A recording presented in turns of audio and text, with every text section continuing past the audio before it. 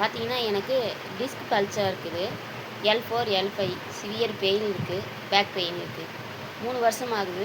நான் சரியா நடக்க முடியாது. வீட்ல தான் இருக்கேன். வெளி உலகத்த பார்த்தே 3 வருஷ காலம் ஆகுது.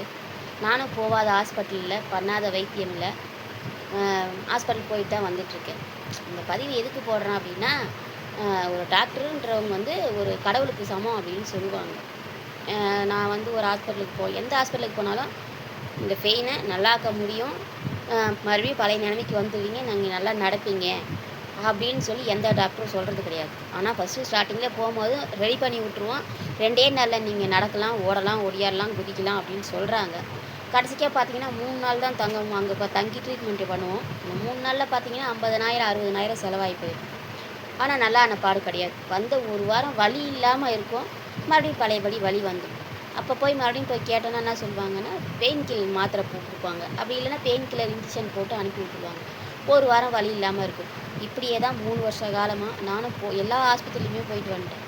கடைசிக்கா பார்த்தீங்கன்னா, இந்த சிங்கிரிபாளையத்தில கட்டு போடுவாங்க தெரியுங்களா? எலும்பு முறிவு கட்டு. அவங்ககிட்ட போய் பார்த்தேன். இந்த மாரி பிரச்சனையா இருக்குதுங்க. இதுக்கு என்ன பண்ணலாம் அப்படின்னு சொல்லி கேட்டதுக்கு, அவங்க என்ன சொல்லிட்டாங்க, இந்த ப்ராப்ளத்துக்கு வலி இல்லாம இருக்க மாத்திரை போட்டுக்கலாங்க. எண்ணெய வச்சு நீவிக்கிட்டு சுடு தண்ணி வச்சு ஊத்துங்க. ஆனா இது வந்து நீங்க லைஃப் லாங்கெல்லாம் இந்த வலியோட தான் நீங்க வாழ்ந்தாகணும். வேற வழி இல்ல. வேற மாற்று கருத்து எதுவுமே இல்ல அப்படின்னு சொல்றாங்க. அவங்க படிக்காதவங்க. பரம்பரை பரம்பரையா வந்து எலும்பு முறிவு கட்டு போடுறாங்க. அந்த வைத்தியசாலையத்தில இது வந்து ரெடி பண்ண முடியாது அப்படின்னு சொல்றாங்க. ஆனா இவங்க நல்லா படிச்சவங்க, டாக்டர் பட்டம் வாங்குனவங்க. இவங்க ஏன் இந்த மாரி பொய் சொல்லி மக்கள ஏமாத்துறாங்க? எனக்கு தெரியல. அதாவது இத நல்லாக்க முடியாதுன்னு அவங்களுக்கு தெரியும். தெரிஞ்சும் நல்லாயிரும். நீங்க ட்ரீட்மெண்ட் எடுத்துக்கோங்கன்னு எதுக்கு அந்த பொய்ய சொல்லணும்? இப்ப இவங்க சொல்றது உண்மையா? இல்ல அந்த கட்டு போடுறவங்க சொல்றது உண்மையா?